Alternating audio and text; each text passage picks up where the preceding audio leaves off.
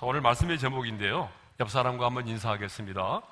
흥황하게 하는 사람이 됩시다. 사람에게는 본명 말고 애칭으로 불리는 닉네임이라고 하는 게 있죠. 사전을 보게 되면 닉네임은 사람의 생김새나 버릇, 성격 따위의 특징을 가지고 남들이 본명 대신에 지어 부르는 이름이라고 되어 있습니다. 자, 여기서 중요한 것은 내 자신이 이렇다라고 하는 것이 아니라 다른 사람이 본명 대신에 지어 부르는 이름이라고 하는 것이죠. 자, 어릴 적에 저희 어머니는요, 저희 엉덩이를 이렇게 두드리면서 나의 강아지라고 불렀어요. 내 사랑하는 강아지. 근데 아마 이런 강아지는 아니겠죠? 언제나 저희 어머니는 저를 이렇게 두드리면서 내 강아지, 내 사랑하는 아들 강아지라고 불렀습니다. 여러분, 예능인들 가운데도 보니까 닉네임이 있더라고요. 백종원 씨는 백주부라고 하는 닉네임이 있고요. 한류 스타 배용준 씨는 연사마라고 하는 그런 닉네임이 있습니다. 또 스포츠 스타 손흥민은 손날두라고 하는 닉네임이 있고, 우리 어린이들의 대통령이죠. 뽀로로, 뽀통령이라고 하는 닉네임이 있습니다. 사람들은 저를 보고 어떤 닉네임을 붙여줬을까요? 지금 사람들은 잘 모르지만 예전에 상가교회 있을 때 우리 성도님들은 저를 보고 럭비공이라고 그랬어요. 어디로 튈지 모른다고. 네. 한번 딱 꽂히면 계속 가고 그러니까 럭비공이라고 그랬는데, 저는요, 뭐 내 자신이 붙여줄 수가 없으니까 누군가가 붙여주기를 바랬는데 비전어리라고 하는 그런 애칭으로 그렇게 불려주고 싶어요. 왜냐하면 내 자신만이 아니라 누군가에게 비전을 제시하고 비전을 공유하고, 그래서 비전의 사람으로 함께 살아가기를 원하는 그런 마음이 있기 때문에 그렇죠. 자, 그렇다면 여기 이 자리에 앉아있는, 아니 영상으로 참여하고 있는 여러분의 닉네임은 뭐죠? 생각해 보세요. 여러분의 닉네임이 있죠? 네, 안 좋은 것도 있어요. 네, 안 좋은 것도 있는데 대부분 닉네임은 좋은 거죠. 네. 자, 우리가 성경에 보게 되면 하나님의 사람 요셉에게도 닉네임이 있었어요. 뭘까요? 꿈꾸는 자라고 하는 그런 닉네임이 있었습니다. 이번 주일날 저희가 살펴보고자 하는데, 그 두기고라고 하는 바울의 동역자는요, 진실한 일꾼이라고 하는 그런 닉네임을 갖고 있었어요. 오늘 이 밤에 우리가 생각해 보려고 하는 느헤미야는요, 흥황하게 하는 사람이라고 하는 그런 닉네임을 가지고 있었습니다.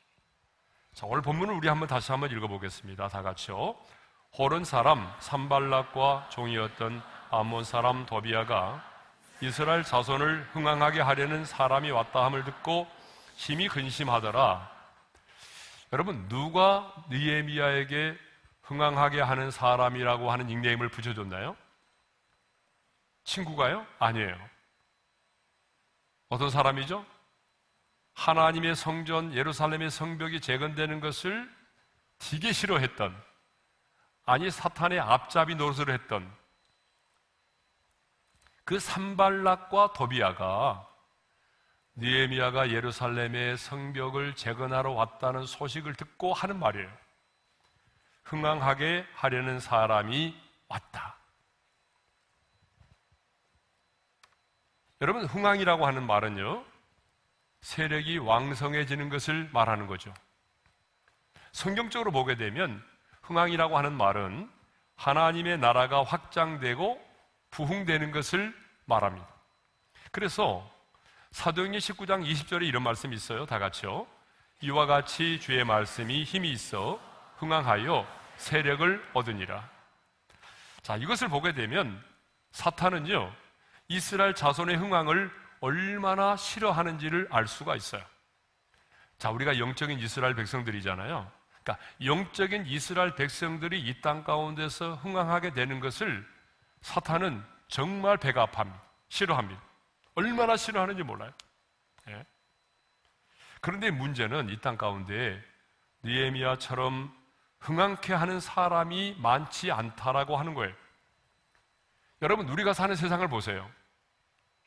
비판하고 저주하고 허무는 사람은 너무나 많아요.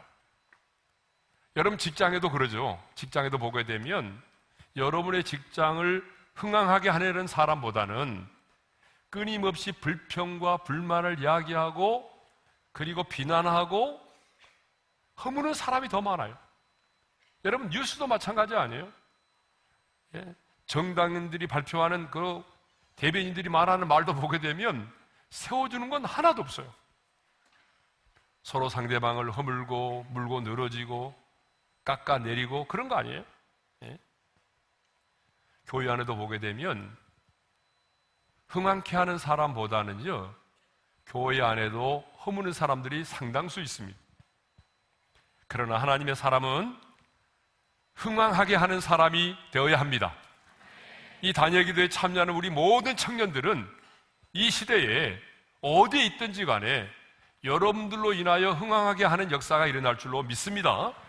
하나님의 사람은요, 분열을 일으키고 혼란을 가중시키고 무너뜨리는 사람이 아니라 하나님의 사람은 흥황하게 하는 사람이 되어야 될 줄로 믿습니다. 그래서 오늘은요, 흥황하게 하는 사람 느헤미야를 묵상하면서 어떻게 하면 우리도 이 시대의 느헤미야처럼 흥황하게 하는 사람이 될 수 있는지에 대해서 생각해 보고자 합니다. 자, 크게 두 가지입니다. 첫째로, 꿈을 꾸는 자가 되라는 거예요. 흥황하는 사람이 되려면, 흥황케 하려는 사람이 되려면 먼저 꿈을 꾸어야 된다는 것입니다. 비전의 사람이 되어야 된다는 거예요. 느헤미야는요, 평생 부와 영화를 누리면서 안정되게 살 수 있는 사람이었습니다. 왜냐하면 아닥사스다 왕의 술관원으로서 수상궁에 거하며 살고 있었거든요. 자, 여기서 술관원이라고 그러니까 뭐 주방에서 술을 만들고 술 맛을 잠깐 보는 그런 사람인 줄로 생각하는데, 여러분, 그때의 술관원은요, 그런 사람이 아닙니다. 술 맛을 보는 정도의 사람이 아니에요. 여러 날 여러 시간 왕과 함께 마주 앉아서 여러분 국사를 논의할 정도로 왕과 친밀하게 지내는, 어쩌면 왕의 비서실장이에요. 오늘날로 말하면 대통령의 비서실장이란 말이에요. 그러니까 얼마나 대단한 사람입니까? 지위가 보장된 사람이잖아요. 그럼에도 불구하고 느헤미야에게는요, 꿈이 있었어요. 그 비전이 뭐냐 그러면 무너진 예루살렘의 성벽을 재건하고 불에 타버린 성전을 다시 재건하는 거예요. 예루살렘의 성벽을 재건하고 성전을 재건하고자 하는 것이, 그것이 느헤미야가 가졌던 꿈이라는 것입니다. 여러분, 느헤미야는 포로 2세잖아요. 포로 2세로서 800마일, 그러니까 1300km나 떨어져 있는 그 예루살렘의 성벽을 재건한다고 하는 것은요, 여러분, 쉬운 일이 아닙니다. 어쩌면 인간적으로 생각해 보면 이건 불가능한 일입니다. 그럼에도 불구하고 느헤미야는 그 하나님이 주신 꿈을 꾸었다는 거예요. 너무나 엄청난 꿈이에요. 사실 이것은요, 이번에 대학에 들어간 한 믿음의 청년이 믿음 하나만을 가지고 내가 신촌의 거리를 정하고 말겠다, 실촌에 있는 그런 술집들을 내가 정하고 말겠다, 이렇게 도전하는 것과 똑같아요. 이번 청년 다니엘 기도에 참여한 청년들이 내가 이제 이 세상 속에서 선교적인 삶을 살아서 이 세상을 내가 변화시키리라, 내가 머무는 삶의 현장 속에 하나님의 나라가 임하게 하리라고 하는 비전을 가지고 세상의 골리앗을 향하여 도전하는 것과 같은 똑같은 비전입니다. 여러분, 느헤미야에게 1300km나 떨어져 있는 예루살렘의 성벽을 재건하고 성전을 재건한다는 것은요, 인간적으로는 거의 불가능한 일이었어요. 말이 안 되는 거예요. 그럼에도 불구하고 느헤미야가 이 비전을 가졌다는 거예요. 여러분, 이 세상에는요, 꿈이 있는 사람이 있고 꿈이 없는 사람이 있습니다. 그런데 꿈이 있는 사람과 꿈이 없는 사람은 겉으로 보기에는요, 별반 다른 것이 없어요. 별로 달라 보이지 않아요. 여러분 그러지 않아요? 꿈이 있는 사람과 꿈이 없는 사람, 여러분 별로 달라 보이지 않습니다. 그러나 꿈이 있는 사람과 꿈이 없는 사람은요, 하늘과 땅 차이입니다. 여러분 계란 있잖아요. 계란을 보게 되면 유정란이 있고요, 무정란이 있어요. 겉으로 보기에는 몰라요. 어떤 게 무정란인지 어떤 게 유정란인지 몰라요. 그런데 21일 동안 암탉이 딱 그 계란을 품고 있으면 어떻게 될까요? 21일 동안 품고 시간이 지나면, 21일이 지나면요, 유정란은 어떻게 돼요? 병아리가 태어납니다. 새로운 생명이 태어나요. 그렇지만 무정란은 어때요? 무정란은 21일 동안 닭의 품속에서 넣어보게 되면 썩어져 나온다는 거예요. 똑같은 계란이지만 유정란과 무정란은 이렇게 차이가 있는 것입니다. 생명이 있느냐 없느냐의 차이처럼 여러분, 하나님의 사람도 마찬가지입니다. 비전이 있는 사람과 비전이 없는 사람은 지금은 별로 다를 바가 없어요. 어쩌면 비전이 없는 사람도 인생을 멋있게 살아가고요, 정말 잘 나가는 것처럼 보입니다. 그렇지만 시간이 지나고 나면 하늘과 땅 차이만큼 벌어진다는 거예요. 비전의 사람과 비전이 없는 사람은 너무나 달라집니다. 여러분 대학을 졸업하고 시간이 지나 보십시오. 인생의 한 40대 중반에서 보십시오. 비전의 사람과 비전이 없는 사람은 하늘과 땅 차이만큼 여러분 달라진다는 얘기. 너무나 다르다는 거예요. 역사를 보게 되면 허무맹랑한 것처럼 보이지만 느헤미야처럼 이런 꿈을 꾼 사람들에 의해서 역사는 발전해 왔습니다. 허무맹랑한 것처럼 보이지만 이렇게 꿈꾸는 사람들에 의해서 역사는 발전해 왔다는 거예요. 자, 그러면 느헤미야는 왜 이런 비전을 가졌는가가 중요합니다. 여러분의 비전이 야망인지를 오늘 한번 말씀을 통해서 점검해 보면서 이 말씀을 드렸으면 좋겠어요. 예루살렘의 성벽이 재건되고 성전이 재건되는 것은 하나님이 영광을 받으시고 하나님이 기뻐하는 것이기 때문에 그렇습니다. 왜 느헤미야는 예루살렘의 성벽을 재건하고 성전을 재건하고자 하는 꿈을 가졌느냐? 그것이 하나님을 영화롭게 하고 하나님을 기쁘시게 하고 하나님의 하나님 되심을 드러낼 수 있기 때문에 그 비전을 가졌다는 것입니다. 왜냐하면 하나님의 약속이 성취돼서 마침내 하나님이 약속을 지키시는 신실하신 하나님이로구나, 그 하나님의 신실하심을 드러낼 수 있기 때문이죠. 그러므로 여러분의 비전 속에 예수 그리스도가 살아 숨을 쉬고 있어야 그것이 비전이고 그것이 하나님이 주신 꿈이라는 것입니다. 야망과 비전의 차이가 바로 그것입니다. 야망은 예수 그리스도가 살아 숨을 쉬지 않습니다. 그러나 하나님이 주신 비전 속에는 예수 그리스도가 살아 숨을 쉬고 있습니다. 우리의 비전은 반드시 하나님을 영화롭게 하고 하나님을 기쁘시게 하는 것이어야 한다는 얘기죠. 비전의 목적이 뭡니까? 하나님의 하나님 되심을 드러내는 것입니다. 따라서 합시다. 비전의 목적은 하나님의 하나님 되심을 드러내는 것이다. 그러므로 내가 얼마나 돈을 많이 버느냐, 얼마나 성공하느냐, 얼마나 많은 사람들 앞에 높아질 수 있느냐, 유명한 사람이 되느냐, 이것은 비전의 목적이 아닙니다. 비전의 목적은 이 비전을 통해서 내가 믿는 하나님의 하나님 되심을 드러내는 데 있습니다. 또 예루살렘의 성벽이 재건되고 성전이 재건되는 것은 이스라엘 백성들이 가장 원하고 바라는 것이었다는 거예요. 여러분, 비전은요, 하나님이 우리에게 주시는 꿈은 사람에게도 필요한 것이어야 한다는 것입니다. 필요한 것이란 뭘까요? 사람에게 유익한 것을 말하죠. 하나님의 뜻은 언제나 선하십니다. 왜냐하면 하나님이 선하신 분이기 때문이죠. 그러므로 하나님이 우리에게 주신 비전도 선한 것이 될 수밖에 없어요. 사람에게 영혼에 유익이 될 수밖에 없다는 얘기죠. 그러니까 남에게 덕이 되지 못하고 유익이 되지 못하는 것은요, 아무리 자기 자신이 고상한 꿈이라고 말해도 그것은 하나님이 주신 비전이 아닙니다.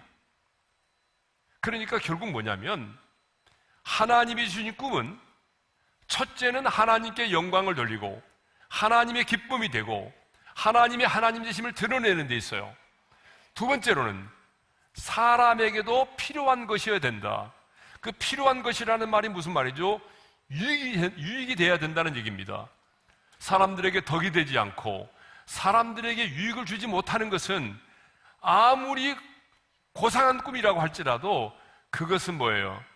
하나님이 주신 꿈이 아니라는 거죠. 예전에 히틀러가 위대한 민족의 재건이라고 하는 원대한 꿈을 가졌지만 수많은 사람들을 학살하고 인류를 전쟁으로 몰고 갔습니다. 그러니까 히틀러가 가졌던 꿈은 위대한 민족의 재건이라고 하는 그 꿈은 하나님이 주신 꿈이 아니라 그 사람의 야망이었던 거죠. 느헤미야는 예루살렘의 성벽과 성전을 재건하는 일이 이스라엘 백성들에게는 너무나 필요하고 그리고 하나님께 기쁨이 된다는 사실을 확신했기 때문에 그 엄청난 비전을 품은 것입니다. 그러니까 하나님이 받으실 영광과 사람의 필요가 느헤미야로 하여금 이런 꿈을 꾸게 만들었다는 사실입니다. 자, 그 다음은 여러분, 꿈꾸는 자로 살았던 강용구 박사님 아시죠? 이제 고인이 되었습니다마는 중학교 때 사고로 맹인이 됐습니다. 온갖 좌절과 역경을 극복하고 연세대학교 문과대 차석으로 입학을 했습니다. 결혼 후에는요, 장애인으로는 한국인 최초로 정규 유학생으로 선발돼서 3년 6개월 동안 미국 피츠버그 대학의 교육 철학 박사 학위를 취득했습니다. 그리고 부시 행정부에서는 한국인으로서는 가장 높은 장애인 담당 차관보로 발탁이 되었습니다. 이 강용호 박사는 언제나 내일의 성취는 오늘의 꿈으로 결정된다. 한번 따라서 합시다. 내일의 성취는 오늘의 꿈으로 결정이 된다. 그 루즈벨트 대통령의 철학을 마음속에 간직하고 열심히 신앙생활을 하면서 그 꿈을 향하여 달려갔다는 것입니다. 그리고 마침내 그 꿈을 이루었던 것이죠. 여러분, 워런 베니스 박사라고 하는 분이 있습니다. 신시내티 대학교 총장으로 역임하시고 하버드대에서 교수도 역임하셨는데요. 이분이 미국 최고의 기업인 500명을 선택하고 그 500명 가운데서 다시 비약적으로 성장하고 있는 회사 경영자 90명을 선택했어요. 그리고 3년 동안 90명을 직접 방문했습니다. 그리고 공통점을 보니까 다음과 같은 세 가지가 발견이 되었다는 것이죠. 첫째로, 큰 비전의 사람이었다라고 하는 것입니다. 처음에는 주변의 사람들이 허풍선이라고 비웃을 정도로 그 비전이 너무너무 컸다는 거예요. 너 허풍이지? 라고 말할 만큼 그렇게 비전이 컸다는 거예요. 여러분, 우리 교회도 마찬가지예요. 우리 교회도 의자 14개 놓고 예배 드릴 때 하나님이 저에게 비전을 주셨잖아요. 머지않아서 한국교회에 대안을 제시하는 교회가 될 것이다. 그래서 저는 믿음으로 선포했거든요. 그때 우리 성도들은 다 웃었어요. 그 웃음이 무슨 웃음이에요? 약간의 비웃음이죠. 말이 안 된다는 거죠. 의자 14개 놓고 예배를 드리면서 어떻게 한국교회 대안을 제시하냐는 거예요. 그런데 여러분, 지금 우리 교회는 하나님의 열심으로 그 비전을 이루어가고 있어요. 그러니까 여러분, 하나님이 주신 꿈은요, 이대하다는 거예요. 하나님이 주신 꿈은 크다는 거예요. 큰 비전의 사람이 되시기를 바랍니다. 두 번째 특징이 뭐냐 그러면요, 찰거머리 같은 끈기의 사람이 있다는 거예요. 어떤 고난과 역경이 와도, 절망적인 위기가 닥쳐와도 낙심하지 않고 아무리 부정적인 파도가 몰려와도 찰거머리처럼 매달리는 끈기의 사람이었다는 거예요. 여러분, 비전과 야망의 사람의 차이가 그겁니다. 야망의 사람은요, 몇 번 넘어지면 금방 그만둡니다. 왜? 중심이 나기 때문에. 그러나 하나님의 하나님 되심을 드러내고자 하는, 하나님이 주신 꿈을 가진 자는요, 절대로 넘어지지 않습니다. 아니, 넘어져도 다시 일어섭니다. 포기하지 않습니다. 세 번째로, 주님을 주인으로 모신 사람이었다라고 하는 거예요. 그 회사를 가보니까 주님이 주신 대로 경영을 했고, 돈을 사용할 때도 주님의 뜻대로 돈을 사용했다는 것입니다. 주님을 사장으로 모시고 있더라, 그 말이에요. 자, 그러면요, 느헤미야가 언제 이런 비전을 가졌느냐? 언제? 너무 중요하죠. 사람은요, 어머니 뱃속에서 태어나면서부터 비전을 갖는 게 아니에요. 태어나면서 여러분이 비전을 가졌나요? 아니죠. 인생을 살아가면서 어느 한순간에 우리가 비전을 갖게 되는 겁니다. 그런데 그 비전을 어떻게 갖느냐?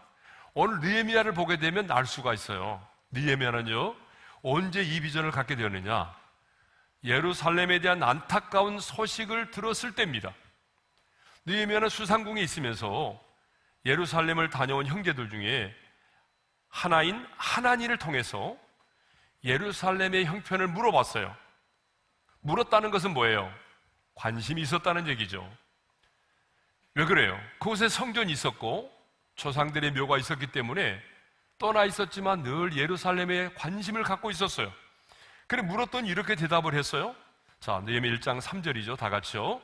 사로잡힘을 면하고 남아있는 자들이 그 지방 거기에서 큰 환난을 당하고 능욕을 받으며 예루살렘 성은 허물어지고 성문들은 불탔다 하는지라. 포로로 잡혀가지 않은 사람은 큰 환난을 당하고 능욕을 당하고 예루살렘의 성벽은 무너지고 성전은 불에 탔다라고 하는 너무 충격적인 소식을 들은 거예요.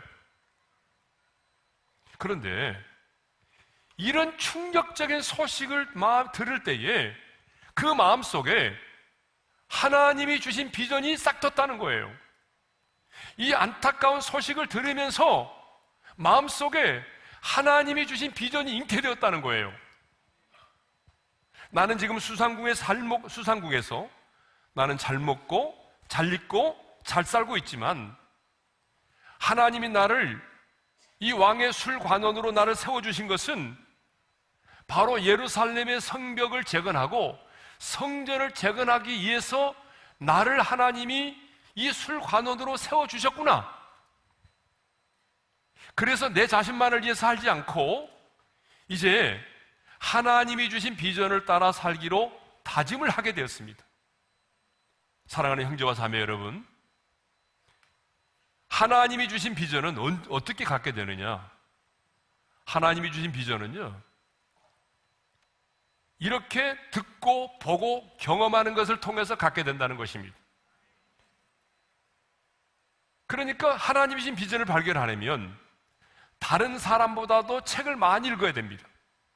책을 많이 읽고 또 많은 것들을 보고 많은 것들을 경험하고 또 어떤 사람을 만나면서 비전을 갖게 된다는 거예요. 그런데 많은 청년들이 지금도 하나님이 내게 주신 비전이 뭔지를 몰라요. 아마 여기 앉아있는 분들도 영상으로 참여하는 우리 형제자매들도 이번 기도 제목 가운데 하나가 이걸 거예요. 하나님, 내게 주신 비전이 뭐예요? 하나님이 내게 주신 비전을 내가 알고 싶어요. 비전을 깨닫게 해주세요. 이렇게 기도하는 분이 지금 많아요. 아마 절반은 넘을 거예요.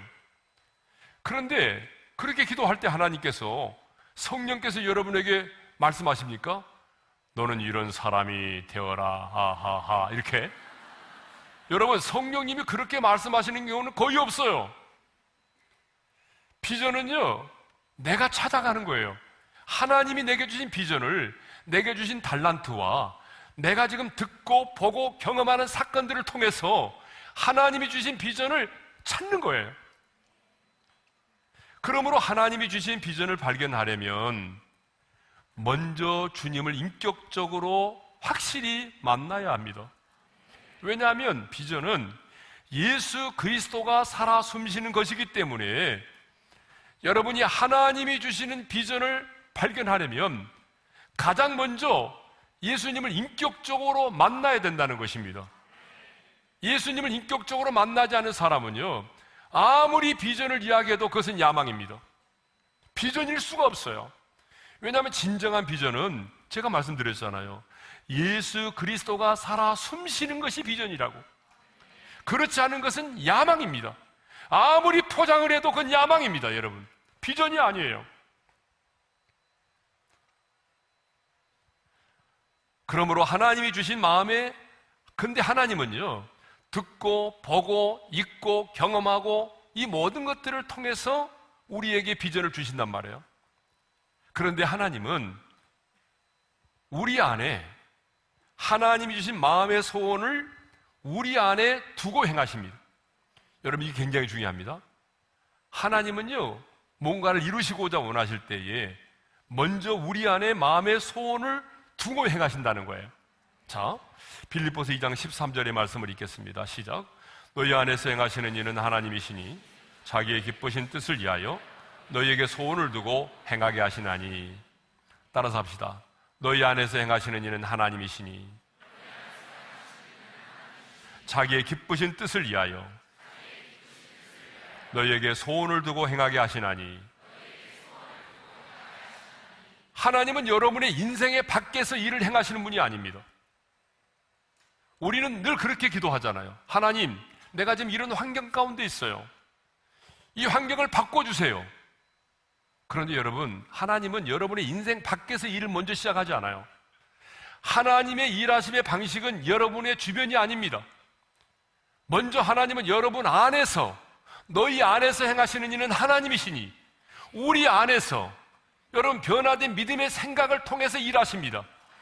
그러니까 하나님은 여러분들에게 사명과 비전을 주실 때에 먼저 여러분 안에 마음의 소원을 두십니다.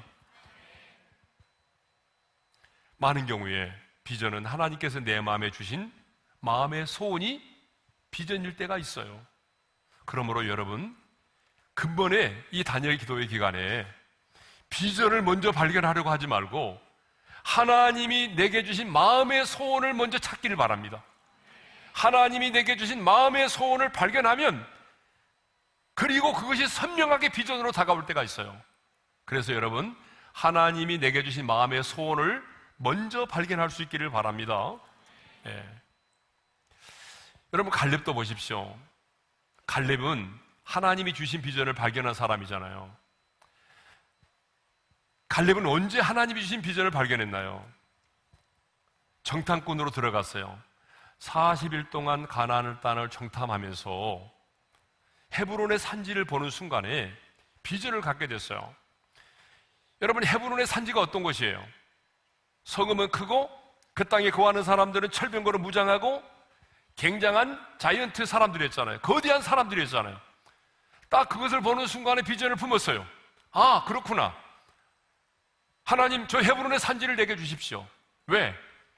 만일에 우리가 그 땅에 사는 사람들이 크고 성읍이 견고해서 우리가 헤브론의 산지를 정복하지 못한다고 한다면 이후에 우리의 자녀들이 물어보지 않겠습니까?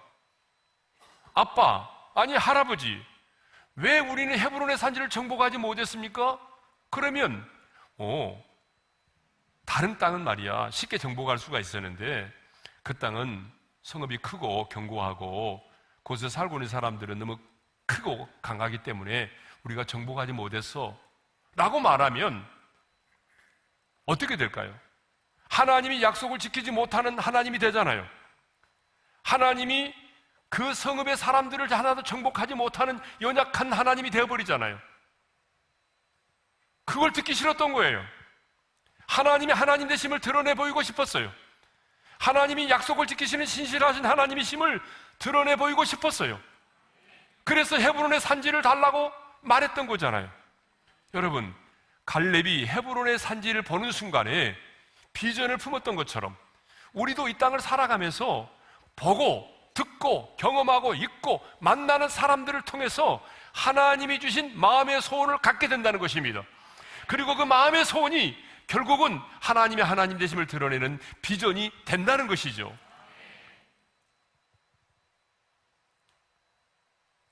때로는 성공만이 아니라 사람들의 깨어짐과 우리 주변에 일어나는 안타까운 사건들을 보면서 또 우리 인생의 주변에서 일어나는 그 불편한 어떤 일들을 보면서 우리는 하나님이 주신 마음의 소원을 가질 수 있다는 거예요. 느헤미야는 그랬잖아요. 예루살렘의 성벽이 무너졌다라고 하는 그런 충격적인 안타까운 소식을 들으면서 하나님이 주신 비전을 잉태했단 말이에요. 그러니까 잘 나가는 것을 보면서만이 비전을 가는 것이 아닙니다. 주변에 깨어지고 무너지고, 그렇죠, 불편한 것들을 보면서도 우리는 하나님이 주신 비전을 찾을 수가 있는 거예요. 잘 나가는 사람을 통해서만 비전을 찾으려고 하지 말고, 이 땅에 무너져가는 청소년들을 바라보면서, 이 땅의 교회가 약화되는 것들을 안타까워하면서 우리는 비전을 발견할 수 있는 거예요. 그런 것을 보다 보면은 이런 마음에 이런 생각이 들잖아요. 이렇게 살고 싶다. 그곳에 가고 싶다. 이들을 위해 살고 싶다. 그 일을 하고 싶다. 이런 마음이, 소원이 생긴단 말이에요. 예? 이렇게 살고 싶다. 그곳에 가고 싶다. 이들을 위해 살고 싶다. 그 일을 하고 싶다. 이런 생각이 들어요. 바울도 보세요. 뭐라고 그랬어요? 로마에 가고 싶다? 그랬잖아요. 그게 비전이었잖아요. 마지막 인생의 비전이 뭐예요? 로마에 가고 싶다? 이거였어요. 그러니까 여러분들도 근본 다니엘 기도의 기간에 마음에 이런 소원이 생겨나기를 주님의 이름으로 축원합니다. 자, 첫 번째 했습니다. 두 번째, 우리가 흥황하게 하는 사람이 되려면 첫째가 뭐예요? 하나님이 주신 꿈을 가져야 된다고 그랬죠. 꿈. 예? 자, 두 번째로 꿈만 꾼다고 되는 게 아닙니다. 느헤미야는 어떻게 했느냐? 충격적인 소식, 마음이 무너져있는 소리를 들었을 때에 기도로 그 비전을 승화시켰어요. 기도를 통해서 하나님이 내게 주신 비전을 승화시켰어요. 가장 먼저 어떻게 했느냐? 울고 수일 동안 슬퍼했다고 되어 있어요. 느헤미야 1장 4절의 말씀을 읽겠습니다. 다 같이요. 내가 이 말을 듣고 앉아서 울고 수일 동안 슬퍼하며 하늘의 하나님 앞에 금식하며 기도하여. 느헤미야는 예루살렘에 대한 소식을 들었을 때에 너무나 마음이 아팠어요. 그래서 울었어요. 슬펐어요. 얼마든지 자기 지위에 만족하고 고국의 현실을 예면해 버릴 수 있었어요. 내가 걱정한다고 해서 뭐 되는 일도 아닌데, 그렇게 생각하면서 무관심할 수도 있었어요. 아니, 1300km나 떨어진 여기에서 내가 조국의 현실을 알아보았자 무엇을 어떻게 도울 수가 있겠어? 어떤 도움을 줄 수 있겠어? 하면서 자기 자신을 얼마든지 합리화시킬 수도 있었어요. 자기 동족들의 아픔과 모든 형편에 대해서 눈을 감고 길을 막고 예면해 버릴 수도 있었어요. 그런데 느헤미야는 그럴 수가 없었어요. 그래서 울었어요. 수일 동안 슬퍼했어요. 잠깐 눈물 한 방울 흘리고 만 게 아니에요. 수일 동안 슬퍼했어요. 여러분, 경험해 보신 분은 알겠지만 눈물과 통곡은요, 하루아침에 나오지 않아요. 오늘 내가 무슨 이야기를 들었다고 해서 곧바로 통곡하지 않아요. 오랫동안 마음에 생각하고 사랑하고 그리워한 사람만이 통곡합니다. 가슴 찢어지게 애통한 사람만이 통곡할 수가 있어요. 그러므로 운다라고 하는 것은 뭐죠? 사랑한다는 증거예요. 관심 있다는 증거예요. 아니, 우리가 하나님 앞에서 운다고 하는 것은 내 힘으로 안 된다는 나의 고백이에요. 그러니까 여러분 이따가 기도할 때 많이 우세요. 이건 내 힘으로 안 된다는 고백이거든요. 주님, 내 힘으로 안 돼요. 내 힘으로 아무것도 할 수 없어요. 이 고백이 우는 거예요. 그런데 오늘 이 시대의 불행이 뭐예요?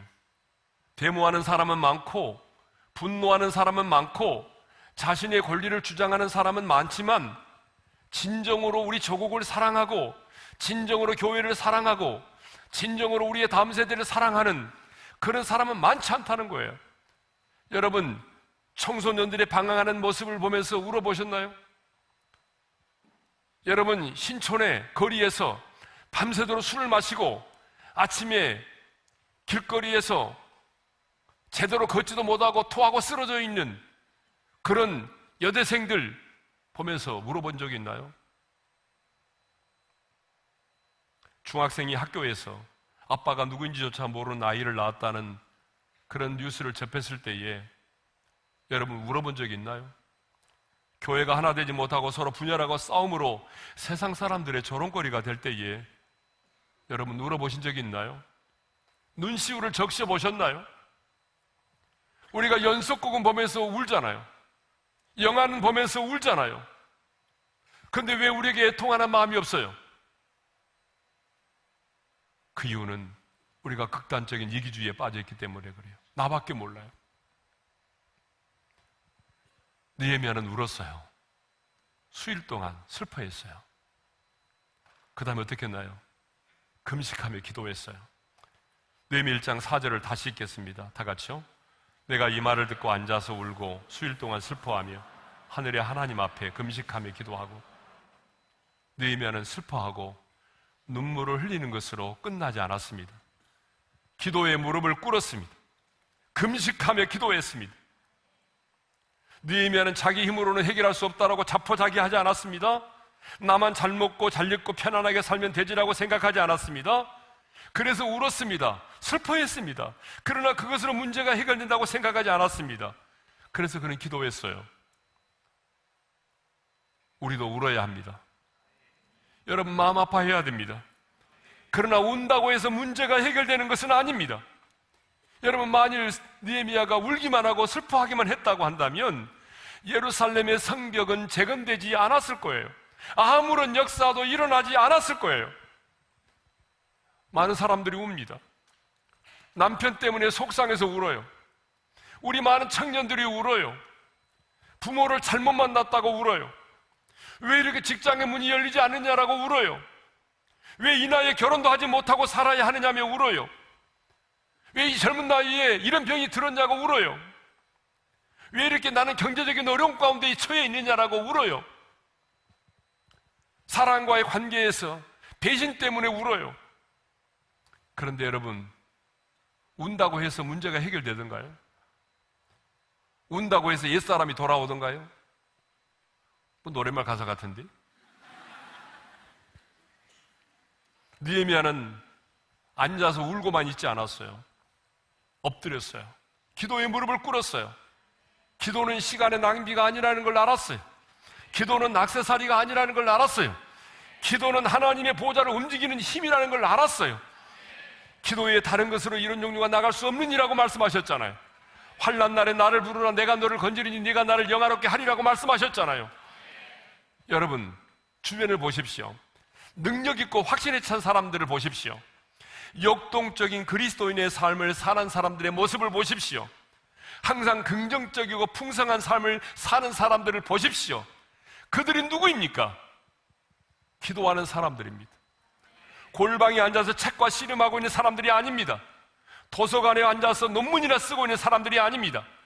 책을 읽지 말라는 말이 아닙니다. 논문을 쓰지 말라는 말이 아닙니다. 기도하면서 하라는 말이죠. 그렇습니다, 여러분. 하나님이 주신 꿈을 가진 자는 기도에 무릎을 꿇습니다.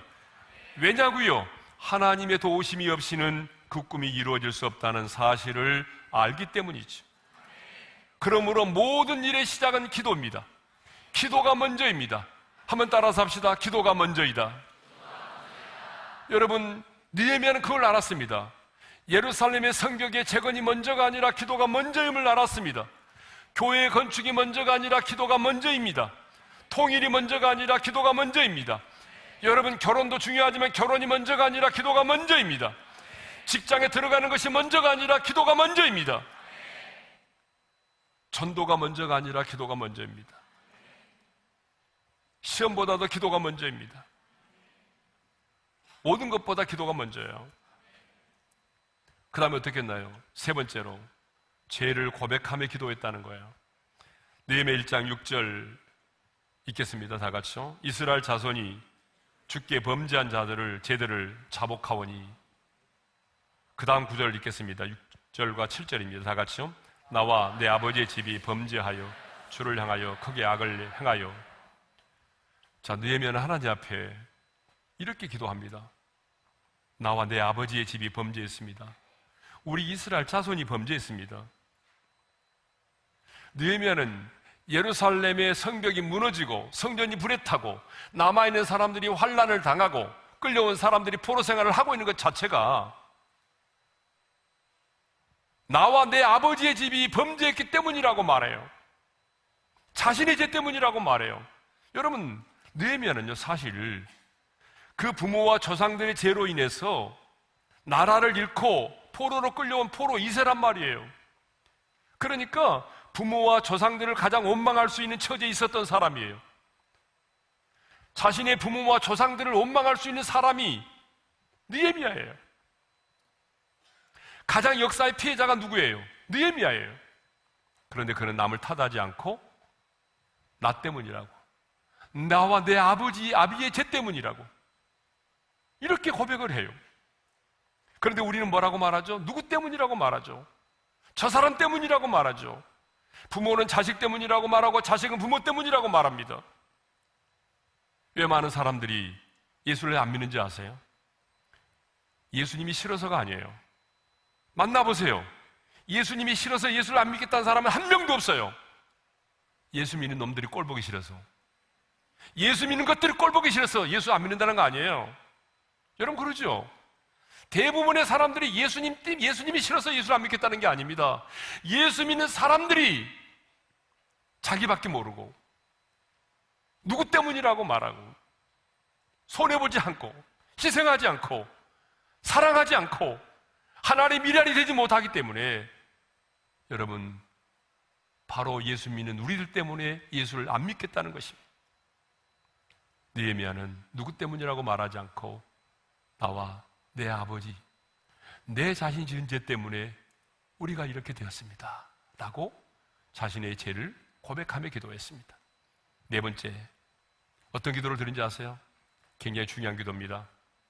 하나님의 약점에 호소하는 기도를 드렸다. 하나님에게 약점이 있어요. 여러분, 하나님은 전능하신 분이잖아요. 근데 그분에게 무슨 약점이 있겠어요? 그 약점이 뭔지 아세요? 하나님의 성품과 하나님의 언약과 하나님의 명예에 호소하는 기도가 하나님의 약점을 찌르는 기도입니다. 약점을 찌른다는 말은 좀 거북하죠. 그래서 조금 순화해서 약점에 호소하는 기도 이렇게 바꿨어요. 근데 정확하게 말하면 하나님의 약점을 찌르는 기도를 해야 돼요. 여러분, 하나님이 꼼짝할 수 없는 기도가 있어요.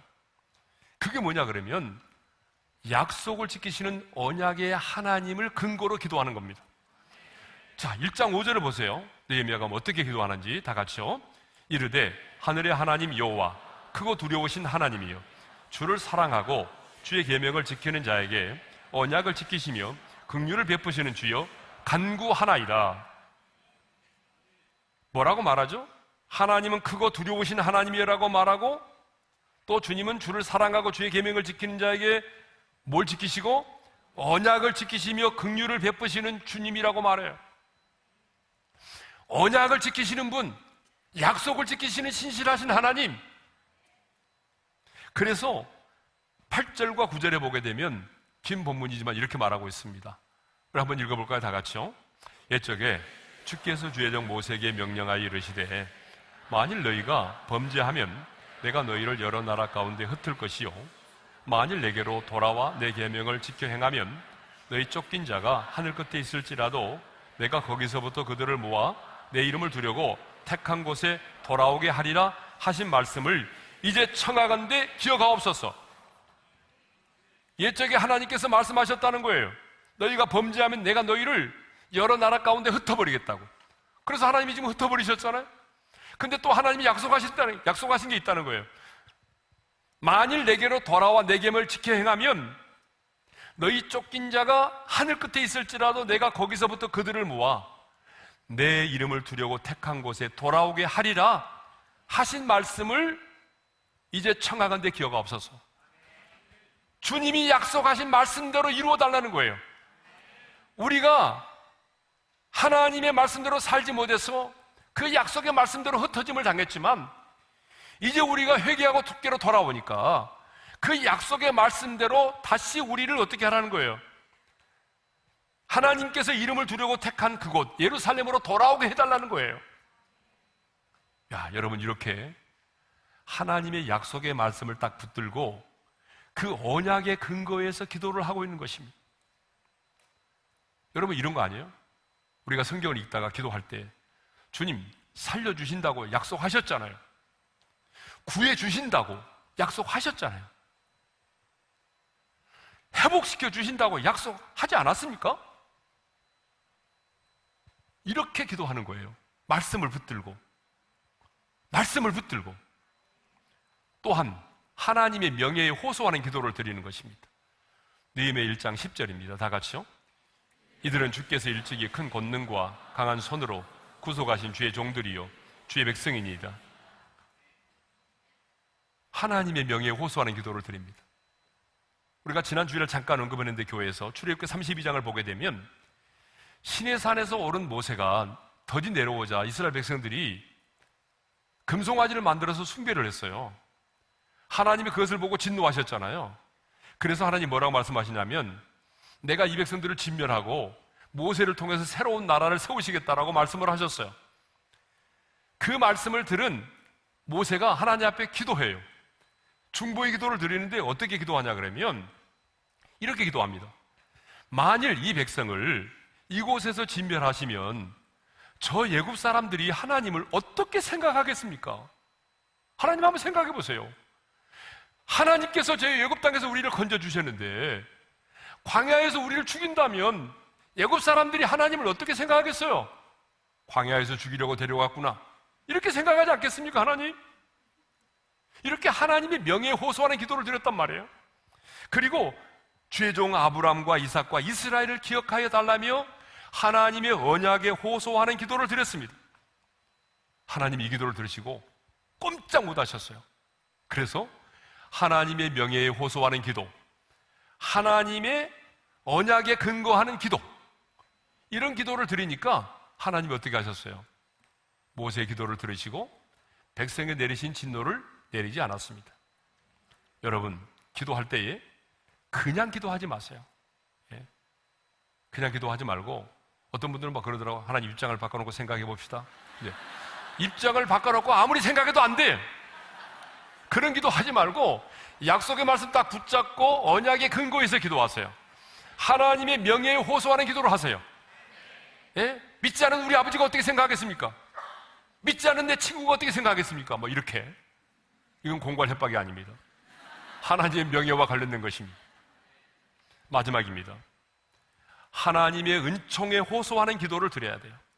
11절입니다. 느헤미야 1장 11절의 말씀을 읽겠습니다. 다 같이요. 주여 구하오니 귀를 기울이사 주의 종의 기도와 주의 이름을 경외하기를 기뻐하는 종들의 기도를 들으시고 오늘 종이 형통하여 이 사람들 앞에 은혜를 입게 하옵소서 하였나니 그때 내가 왕의 술 간원이 되었느니라. 여러분, 중요한 것은요, 느헤미야가 하나님 주신 비전을 가졌잖아요. 그리고 기도했잖아요. 그런데요, 그는 곧바로 비전을 갖자마자 사람을 찾아가지 않았다는 거예요. 곧바로 사람을 찾아가지 않았어요. 기도했어요. 그리고 40일이 지났을 때에 응답을 받았어요. 그런데 무슨 기도를 합니까? 은총에 호소하는 기도를 해요. 기도한 다음에 내가 왕께 나아가서 내 고향 예루살렘 성을 건축하는데 도와달라고 간청을 하려고 한다는 거죠. 그러므로 종이 오늘 형통하여 이 사람들 앞에서 은혜를 입게 해달라고 기도합니다. 이 아닥사스당 앞에서 은총을 입게 해달라고 기도합니다. 이 말은 하나님께서 왕의 마음을 변화시켜 주시고 왕의 마음을 움직여 주셔서 내가 이스라엘로 유대 땅 예루살렘으로 돌아가서 성벽을 재건하고 성전을 재건할 수 있도록 왕의 마음을 움직여 달라는 거예요. 그런데 여러분, 이 기도는 쉬운 일이 아니에요. 왕이 싫어할 수도 있잖아요. 왕이 갑자기 돌변해가지고 네가 그런 사람이었구나, 네가 이런 청탁을 하려고 나에게 잘 보이려고 했구나, 괘씸한 놈, 뭐 이렇게 나올 수도 있잖아요. 여러분, 그렇게 되면 어떻게 됩니까? 술간원의 지위도 박탈당할 수도 있습니다. 자기의 목숨이 이태로울 수도 있습니다. 네가 청탁하려고 그랬구나, 여러분, 이렇게 될 수도 있어요. 그래서 지금 은혜를 잊게 해달라고 기도합니다. 하나님의 은총에 호소하는 기도를 드리는 것입니다. 그러면서 자기가 뭐랍니까? 그때 내가 왕의 술관원이 되었느니라. 하나님께서 은혜를 입혀주시지 않으면 나는 왕의 술관원으로서 끝난다는 거예요. 그러니 하나님 내게 은혜를 베풀어 달라는 거예요. 왕의 마음을 움직여 달라는 거예요. 왕의 마음을 변화시켜 달라는 거예요. 하나님의 은총에 호소하는 기도를 드렸습니다. 여러분, 우리의 마지막 기도는 하나님의 은총에 호소하는 기도입니다. 하나님, 나를 긍휼히 여겨주십시오. 하나님께서 은혜를 베풀어 주지 않으면 나는 아무것도 할 수가 없습니다. 나는 왕의 술관원으로 끝날 수밖에 없습니다. 하나님이 내게 주신 비전을 이룰 수가 없습니다. 하나님이 내게 이런 비전을 주시지 않았습니까? 하나님이 내 마음에 이런 소원을 주시지 않았습니까? 이 마음의 소원을 이루기 위해서는 하나님께서 내게 은혜를 베풀어 주십시오. 하나님의 은총에 호소하는 기도를 드릴 수 있기를 바랍니다. 그래서 40일 만에 느헤미야의 기도는 응답이 되었고, 그런 예루살렘의 성벽을 재건하는 일을 했습니다. 그래서 하나님의 하나님 되심을 드러냈습니다. 여러분, 물론 우리의 기도는 즉각적으로 응답을 받는 경우도 있지만 어떤 경우에는 40일이 지나야 응답을 받을 수도 있습니다. 아니, 어떤 기도는 4년이 지나야 응답을 받을 수도 있습니다. 그러나 중요한 것은 하나님이 주신 꿈을 가진 자는 낭망하지 않습니다. 끝까지 기도합니다. 포기하지 않습니다. 오늘 주신 마음에 새기면서 우리 찬양을 함께 부르며 기도의 자리로 나가려고 합니다. 이 세상을 살아가는 동안에 찬양하겠습니다. 이 세상을 살아가는 동안에 나의 힘을 의지할 수 없으니 기도하고 낙심하지 말 것을 주께서 참 소망이 되시니라. 주의 길을 걸어가는 동안에 세상의 것 의지할 수 없으니 감사하고 낙심하지 말 것을 주께서 참 기쁨이 되시니라. 하나님의 꿈이 나의 비전이 되고 예수님의 성품이 나의 인격이 되고 성령님의 권능이 나의 능력이 되길 원하고 바라고 기도하나님의 꿈이 하나님의 꿈이 나의 비전이 되고 예수님의 성